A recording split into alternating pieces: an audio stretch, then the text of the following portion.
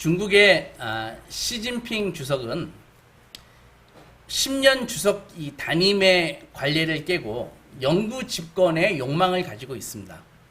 그래서 그것을 성취하기 위해서 정적들을 아주 교묘하게 숙청하고 어려운 경제 가운데서도 온갖 무리한 외교적, 국방, 경제 정책들을 막 강행하면서 독재와 고립의 길로 가고 있습니다. 그런 그가 지난 올해 1월 28일에 공산당 중앙정치국 회의에서 블랙스완, 즉 검은 백조와 회색 코뿔소를 조심해야 된다라고 연설을 했습니다.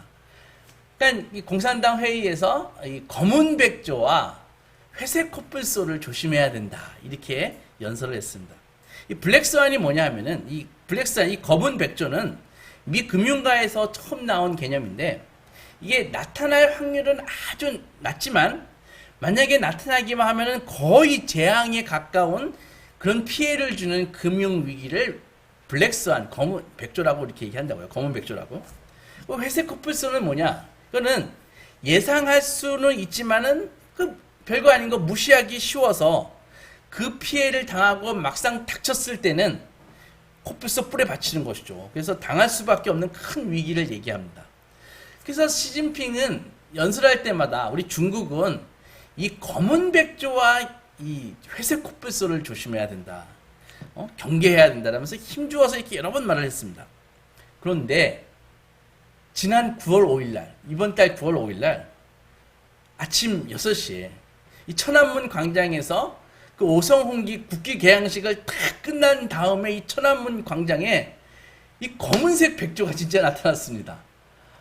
그러니까는 이거 사람들이 완전히 깜짝 놀랐죠. 그렇게 그 평생 보지도 못한 검은색 백조 본 적 있어요? 없죠, 그죠? 그 검은색 백조가 나타난 거예요. 그러니까 사람들이 막 사진을 찍고 동영상을 찍고 중국 SNS 그 웨이보라 그러지 않습니까? 거기에 올리니까 그 검은색 백조 사진이 전 세계로 쫙 퍼졌습니다. 그러니까 막 공산당 당국도 막 당황해가지고 당장 그 야생 동물 그 관계자를 긴급하게 천안문 광장에다가 파견해가지고 그 백조를 이렇게 수습하느라고 진땀을 흘렸습니다. 천하의 시진핑 주석도 그가 평소에 말하던 이 검은 백조가 실제로 탁 나타나니까 막 두려워서 떤 것이죠. 백조가 왜 무서울까요? 근데 오늘 성경에 이 신바벨론 제국의 느부갓네살 왕도 그 정복자도 그의 재임 기간 동안 이 고대 근동의 이 패권을 장악하고 절대 권력을 휘둘렀습니다. 그가 다스린 지 2년째 되던 해에 꿈을 꾸었는데 그 꿈을 꾸고 나가지고 막 번민이 되고 공포에 질려가지고 밤잠을 이루지 못했습니다. 왜 절대 권력을 갖고 있는 느부갓네살이 번민을 할까요? 그렇게 힘이 센 사람이. 그리스도 밖에 있는 강한 사람들은 악몽을 꾸면은 번민합니다. 검은 백조를 보면은 공포에 떨고 두려움에 떨죠. 느부갓네살은 어떤 꿈을 꾸었길래 그렇게 되었을까요? 그는 꿈속에서 아주 거대한 이 금속 괴물을 보았습니다. 그러니까 느부갓네살 왕은 그 금속 괴물이 분명 무엇인가를 나타낼 건데 그 금속 괴물이 나타나고 조금 있다가 이게 손대지 아니한 돌이 나타나가지고 그 금속 괴물을 박살을 내버리거든요. 그래서 이게 아무래도 이 금속 괴물을 박살낸 이 돌은 이 우리 바벨론에 큰 재난을 갖고 올 것이라고 그런 생각이 들었습니다. 그래서 그 꿈을 꾸고 아침까지 한잠도 자지 못했습니다. 아침이 되자마자 왕은 그의 꿈의 의미를 자기에게 알려줄 바빌론의 모든 뛰어난 마술사, 점쟁이, 점성가들을 다 불렀습니다. 그러니까 왕이 불렀으니까 만조백관이 다 모였죠. 그런데 이 왕이 이전에 어떤 군주도 요구하지 않는 그래서 독특하고도 정말 난감한 그런 요청을 합니다. 주문을 합니다. 그게 뭐냐면은 꿈을 이렇게 해석해달라는 것만이 아니라 자기가 꾼 꿈이 무엇인지를 먼저 말한 다음에 그 꿈의 의미를 해석해라 라는 그런 주문이었습니다. 우리가 창세기에서 이집트의 파라오는 요셉에게 자기가 꿈을 꾸고 그 꿈을 자세히 알려주지 않습니까? 그리고 그 꿈을 알려준 다음에 그 꿈의 내용을 그 꿈이 의미하는 바를 알려달라. 이렇게 얘기를 했죠. 그러니까는 모든 일이 그런 식으로 진행되어야 되는 거 아닙니까? 근데 느부갓네살은 일단 자신이 무슨 꿈을 꾸었는지 너희가 먼저 알아낸 다음에, 그래야지 내가 너희의 해석을 신뢰할 수 있겠다. 이렇게 지금 얘기하고 있는 것입니다. 그리고 진짜 황당한 것은 만약 너희가 내 꿈이 어떤 꿈인지 알아맞히지 못하면 바벨론 내에 있는 모든 마법사, 점성술사를 포함한 지혜자들을 다 죽여버리겠다. 이렇게 얘기하고 있는 것이죠. 예, 지혜자들도 물러서지 않았습니다. 왕의 명령이 부당하지 않습니까? 한 거였죠. 전하, 아직 어떤 군왕도 그런 것을 요구하는 군왕은 없었습니다.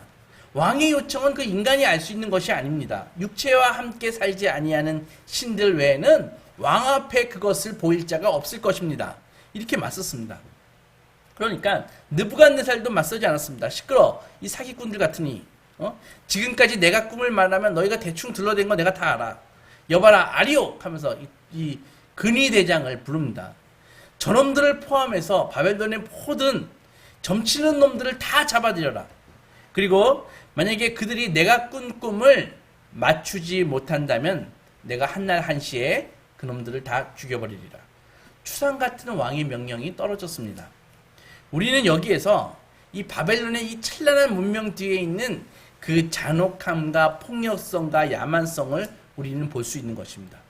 바벨론 왕이 기분 나쁘면은 누구의 목숨이라도 파리 목숨같이 그렇게 떨어지는 것입니다. 물론 당시 하급 관리자인 다니엘과 그 세 명의 친구들도 이 왕의 명령으로 만약에 물어서 왕의 꿈을 맞추지 못하면 그들도 죽임을 면치 못하게 되었습니다. 왕의 이 추상 같은 명령이 떨어지고 근위대장 아리옥은 왕의 명령을 수행하러 탁 나갑니다. 탁 나가다가 다니엘과 탁 만났습니다. 다니엘이 물었습니다. 무슨 일입니까? 왜 이렇게 급하십니까? 이렇게 물으니까 아리옥이 이제 자초지종을 얘기하니까 다니엘이 제안합니다. 제게 좀 시간을 주시면 왕에게 그 해석을 알려드리겠습니다. 이렇게 얘기를 했습니다. 다니엘은 그의 믿음의 친구인 하냐냐엘과 미사엘과 아사랴에게 갑니다. 가가지고 얘기하죠. 이런 일이 있었다. 우리 같이 기도하자. 이 위기의 때에 주님의 긍휼과 자비를 구해보자. 세 친구는 기도했습니다. 그리고 그 밤에 하나님께서 환상으로 다니엘에게 느부갓네살이 꾸었던 꿈을 그대로 동영상처럼 재현해가지고 보여주셨습니다. 다니엘은 일어나서 찬송을 했습니다. 그것이 우리가 읽은 20절에서 23절의 말씀입니다. 23절의 말씀을 보면 나의 조상들의 하나님이여 주께서 이제 내게 지혜와 능력을 주시고 우리가 주께 구한 것을 내게 알게 하셨사오니 내가 주께 감사하고 주를 찬양하나이다. 곧 주께서 왕의 그 일을 내게 보이셨나이다. 이렇게 찬양을 했다고요.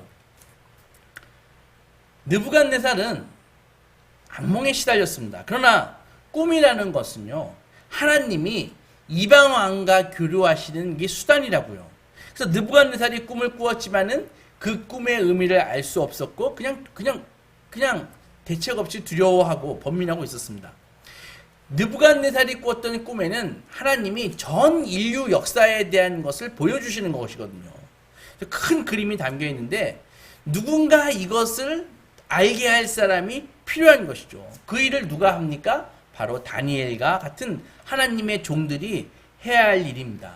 그래서 하나님의 종들이 해야 할 일은 하나님의 말씀을, 하나님의 예언을 세상에 알려주고 풀어주는 일을 하는 것이 하나님의 종들이 하는 일이다. 그런 것입니다.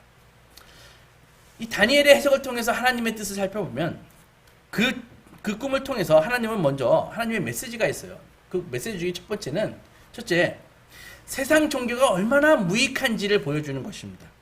느부갓네살은 이 꿈을 꾸고 번민했지 않습니까? 도무지 의미를 알 수 없었을 뿐만이 아니라 그 꿈이 무엇인가 불길한 것을 예언하는 것 같아서 공포에 사로잡혔습니다.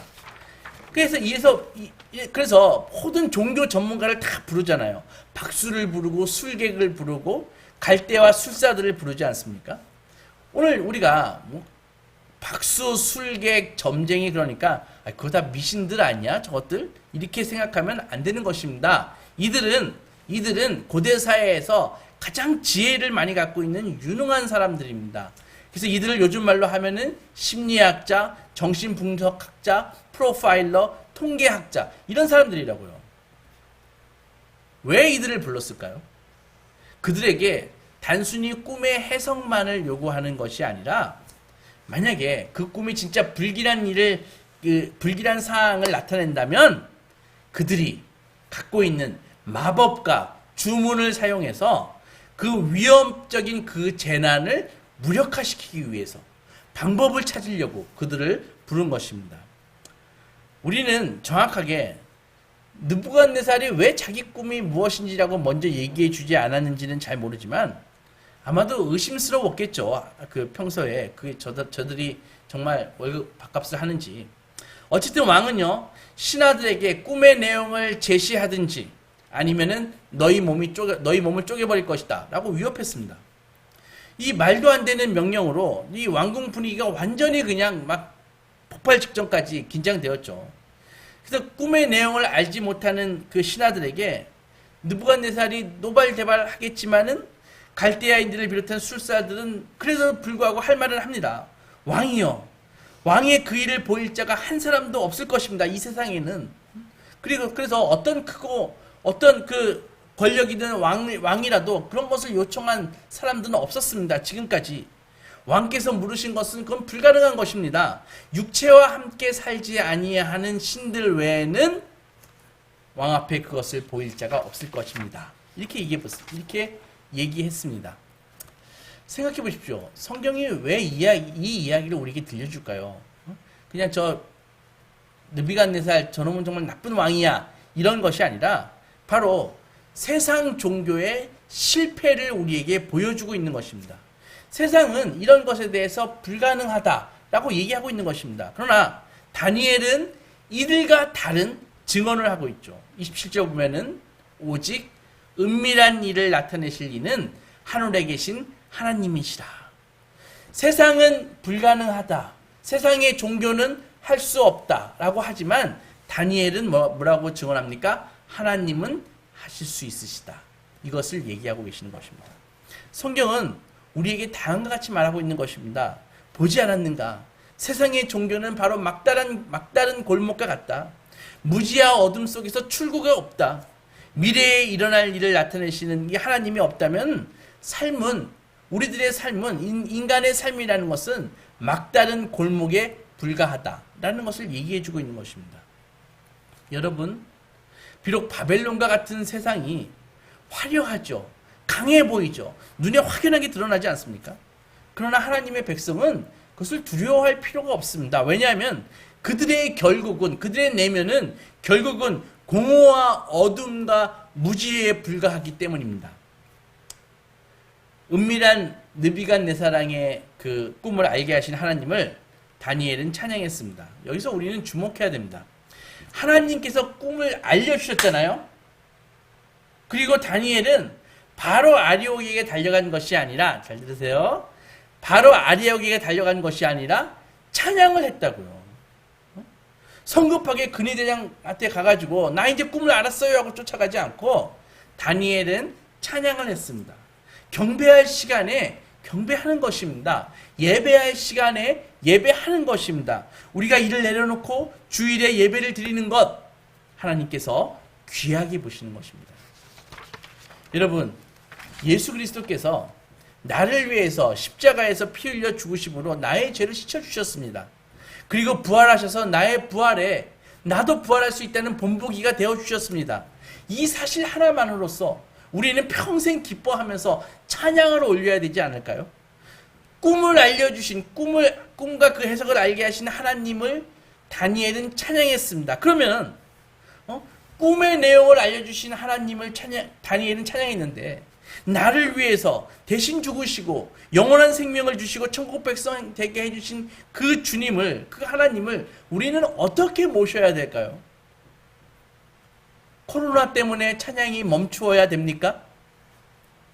경제적인 어려움 때문에 예배가 중단돼야 됩니까? 다른 사람의 잘못되고 무기력한 신앙생활 때문에 내가 구원의 기쁨을 상실해야 됩니까? 절대 그럴 수 없습니다. 예수를 믿지 않았다면 이런 상상을 해보신 적이 있으신가요? 세상은 느부갓네살처럼 그 화려함을 뽐내고 힘자랑합니다. 그러나 실상은 두려움에 사로잡혀 있고 무지로 인해서 어둡습니다. 세상 사람들이 볼 수 있는 시간은요, 그들의 시각은 제일 길게 봐야 그들의 수명까지입니다. 기대 수명 얼마나 됩니까? 중간에 질병이나 사고가 나지 않는다 해도 비록 그들이 부와 권세를 구원으로 여기고, 세상의 구원은 부와 권세를 갖는 것이, 그것이 그들의 구원입니다. 그런 것을 손에 움켜쥐고 있을지 모르지만 그들은 날로 시간이 갈수록 노쇠해져 가는 뭔가 얼마 남지 않는 이 기대 수명을 바라보면서 두려움에 떨면서 절망할 수밖에 없습니다. 왜? 죽음의 문을 기쁨과 소망을 가지고 통과할 자신이 없기 때문입니다. 오늘날 대부분의 사람들, 이 세계관에, 닫힌 세계관에 갇혀 있는 것입니다. 그들에게는 미래를 밝혀주는 확실한 빛도 없고 인간의 삶과 역사가 어디로 흘러가고 있는지도 모릅니다. 그들은 우주는 그냥 우연히 존재하는 것이야, 그리고 우주 속에는 에너지와 시간과 가능성이 있을 뿐이야 라고 믿습니다. 고대인이나 현대인이나 주사위 던져서 무엇 나올지는 둘 다 모르는 것입니다. 그들에게 미래는 불확실한 미지의 세계일 뿐입니다. 그러나 성경은 하나님께서 이 흥망성쇠가 펼쳐지는 이 역사의 과정을 아실 뿐만 아니라 그것을 이끌고 계시고 때가 되면 영원히 망하지 아니할 나라를 세우실 것이라고 우리에게 말씀합니다. 그 하나님이 우리와 함께 계시고 하나님의 자녀인 우리는 따라서 무한한 안정과 평안 가운데 우리의 길을 걸어갈 수 있다는 것이죠. 물론 은밀한 일을 나타내시는 하나님이 계시다고 해서 그분이 모든 것을 우리에게 알려주신다는 것은 아닙니다. 그분은 내가 어떤 주식을 사면은 이익이 날지, 내가 100세까지 암에 걸릴지 안 걸릴지, 그리고 우리 자식이 어떤 회사에 취직을 할지, 어떤 남자 여자랑 결혼을 할지 알려주시지 않습니다. 하나님은 드러낼 필요가 있는 것만 알려주십니다. 그럼에도 다니엘의 찬송이 우리에게 유익한 이유는 우리가 믿고 의지하는 하나님은 우리에게 말씀하시지 않는 것까지도 알고 계시고 그것을 확신시켜 주시기 때문입니다. 그리고 모든 것을 다 아시는 하나님이, 그 사랑의 하나님이 우리의 손을 붙잡으시고 때를 따라 풍성한 은혜를 주시고 그리고 빛으로 인도하시기 때문입니다. 따라서 우리는 소망을 가지고 두려움 없이 이 험한 세상을 살아갈 수 있는 것입니다. 또한 하나님은 인간의 능력이 얼마나 보잘것이 없는지를 보여주십니다.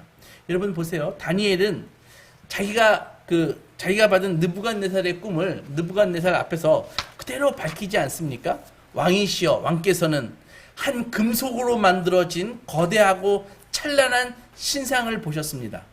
그 신상의 머리는 순금으로 되어 있고, 그리고 가슴과 두 팔은 은이고, 배와 넓적다리는 청동, 노시고, 그 종아리는 쇠이고, 그리고 발의 일부는 쇠이고 일부는 진익이었습니다. 그런데 갑자기 어디선가 손대지 아니한 돌이 날라와서 그 신상의 발을 가격하니까 그 신상이 산산이 부서져 날아가 버리고 그 우상을 파괴한 그 돌은 태산같이 커지더니 온 세상을 뒤덮었습니다. 이것이 맞지요? 다니엘이 탁 얘기하니까 그것이 얼마나 이 비수와 같이 느부갓네살의 그 가슴을 찔렀겠습니까? 느부갓네살이 알아맞추라고 하는 게 정말 누군가 알아맞출 거라고 생각해서 알아맞추라고 얘기를 했을까요? 그런데 그걸 다니엘이 알아맞추잖아요. 확신에 찬 다니엘은 할 말을 잊고 두려움에 떠는 왕을 영적으로 완전히 제압해 들어갑니다. 계속해서 해몽합니다. 왕이시여, 왕에게 하나님께서 권세한 능력을 주셨습니다. 그리고 지금은 모든 이가 왕을 섬기고 있습니다. 그 신상의 금머리, 그 금머리는 바로 당신 느부갓네살입니다. 그러나 왕을 뒤이어 왕보다 못한 나라가 일어날 것입니다. 그것이 은부이고 또 녹 같은 나라가 다시 일어나고 온 세계를 다스릴 것입니다. 그리고 마지막 넷째 나라, 그 나라가 일어날 것인데 유사일에 가장 강력한 나라가 일어날 것입니다.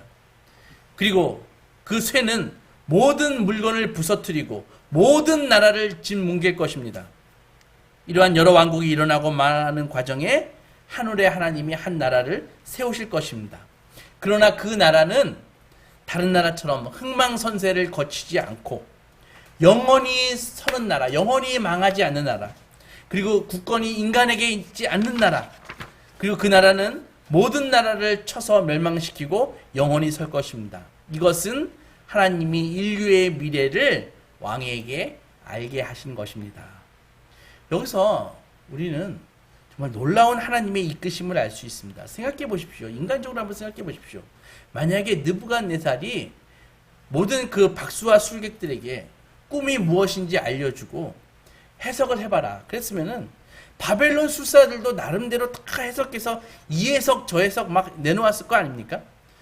그러면은 설령 다니엘도 그 꿈에 대해서 올바른 해석을 내놓았다고 치더라도 그 해석은 여러 해석 중에 하나일 뿐이었을 것입니다. one of them이라는 것이죠.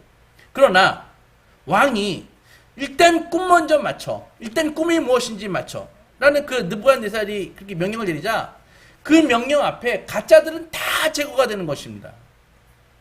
그죠? 그렇기에 이제 다니엘만 남았을 때 다니엘이 한 하나님의 메시지는 오히려 진짜 권위 있게 역사에 대한 하나님의 뜻을 전달할 수 있었던 것이죠. 우상의 금머리에 해당하는 그 느부갓네살 바벨론에 대해서 성경은 그 권세를 네가 잘나서 네가 취한 거 아니야. 그거 하나님이 주신 거야 라고 분명히 얘기하고 있지 않습니까? 다니엘이 당신이 그 왕자에 앉아 있는 것은 하나님이 당신을 그곳에 앉혔기 때문입니다 라고 얘기하지 않아요. 그리고 39절에서 왕을 뒤이어 당신 이후에 라고 말하지 않습니까? 그럼으로써 이게 무슨 말이에요? 이 머리가 좀 느부갓네살이 깨었으면 이 말 듣고 사실 두려워 떨어야죠. 너 이유가 있다는 것입니다. 너의 나라가 계속 지속되는 것이 아니라 너 이후에 너 나라 이후 다음에 다른 나라가 나온다는 것입니다. 무슨 말입니까? 다른 나라가 바벨론을 무너뜨릴 것이라는 얘기죠. 지금 바벨론이 야만적이고 막강한 힘을 갖고 통치하지만 그 토대가 불안정하기 짝이 없고 곧 새로운 나라로 대치될 거라는 것입니다. 이 해석을 들으면 사실 느부갓네살이 어떻게 했어야 될까요? 느부갓네살이 분명히 자기에게 하나님께서 왕권을 주셨고 그의 나라는 역사 속에서 잠시 지나가는 그 사건일 뿐이다. 그리고 돌에 맞아 흠적 없이 사라질 이 겨같은 존재라는 것을 깨닫고 인정했어야 되는 것이죠.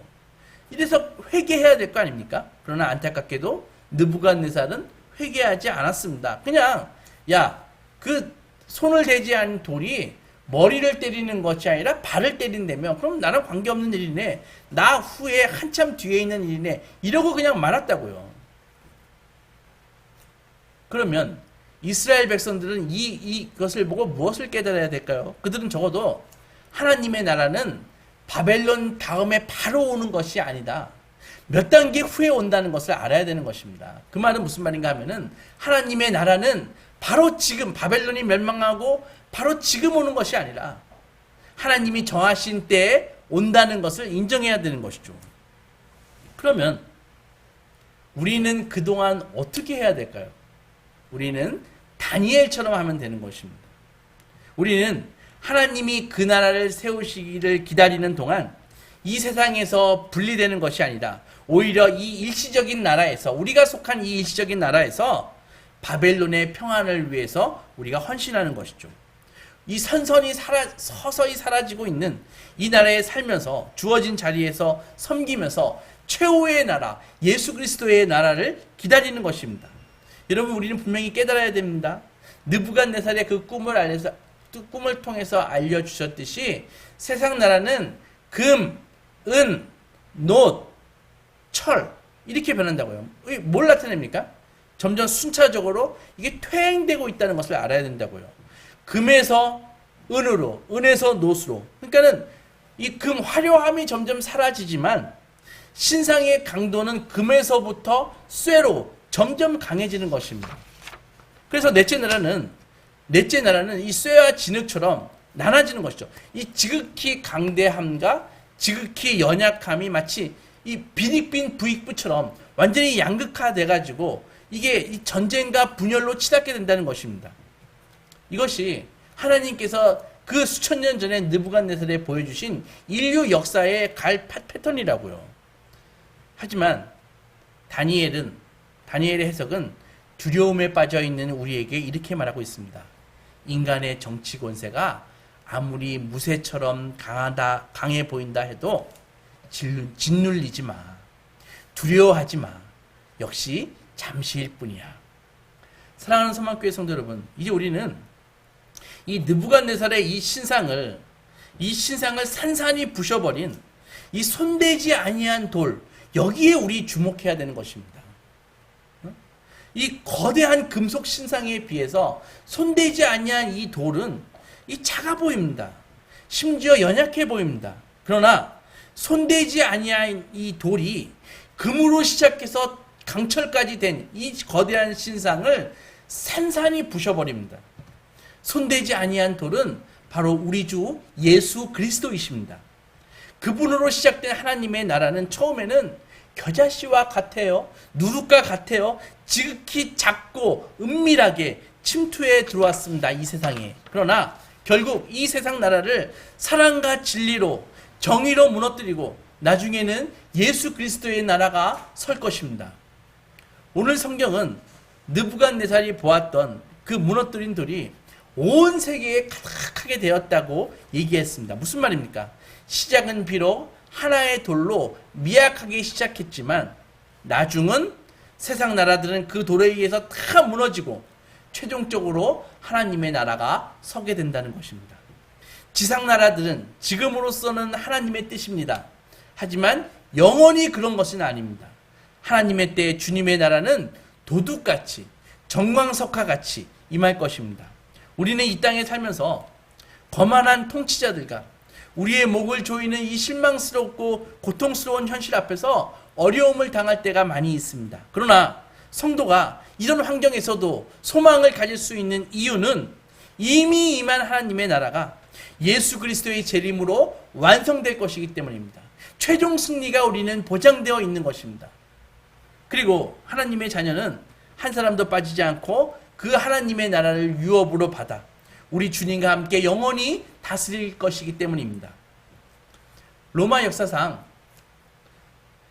기독교를 가장 잔혹하게 박해한 그 황제를 뽑으라면 율리아누스를 뽑을 수 있습니다.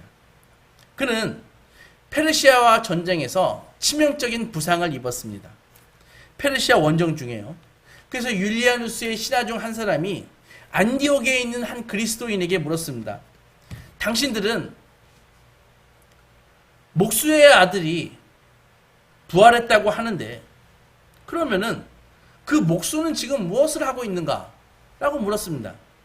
그 그리스도인은 당신이 목수의 아들이라고 부르는 그 세상의 창조자께서는 지금 황제의 관을 짜고 계십니다. 라고 얘기했습니다. 그리고 며칠 후 율리아누스 황제가 죽었다는 소식이 안디옥에 전해졌습니다. 오늘 성경은 우리 주 예수께서 모든 제국과 황제의 관을 준비하고 계시고 갖고 계시고 그래서 유일하고 참된 안전은 왕의 나라가 아니라 목수의 나라에 있음을 알려주고 있습니다. 우리는 느부갓네살의 꿈을 통해서 이 세상 나라의 종말이 어떠할 것인지를 알아보았습니다. 지금 하나님의 뜻은 지금 우리가 속한 이 나라에서 당신의 뜻을 이루며 하나님 나라를 선포하는 삶을 다니엘처럼 하나님의 말씀을 해석해주는 삶을 사는 것입니다. 팬데믹 때입니다. 시대의 어려움은 신앙의 시험으로 다가와서 많은 이들이 진리를 떠나고 이 시대의 자식이 되고 말았습니다. 왕의 나라로 가버렸습니다. 그러나 이 시대는 왕의 나라는 겉으로 화려해 보이지만 그 안에는 폭력성이 있습니다. 두려움이 있습니다. 무지가 있습니다. 두려움으로 떨고 있습니다. 이것이 왕들의 나라의 특징입니다.